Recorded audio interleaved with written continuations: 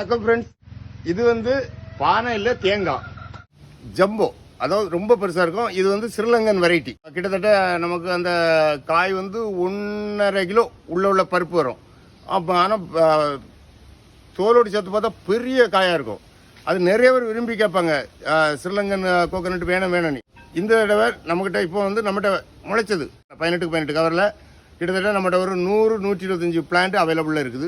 Plant ரொம்ப ஹெல்த்தியாக இருக்கும். நம்ம நடவு பண்ணி அதை நம்ம முளைக்க வச்சு அதில் செலக்ட் பண்ணி வைக்கலாம். ஏன்னா முழுக்க அது நான் தான் அதுக்கு கேரண்டியான அந்த பிளான்ட்டு. ஸோ அதனால் அது வந்து இப்போ எடுத்து கவரில் வச்சுருக்கோம்.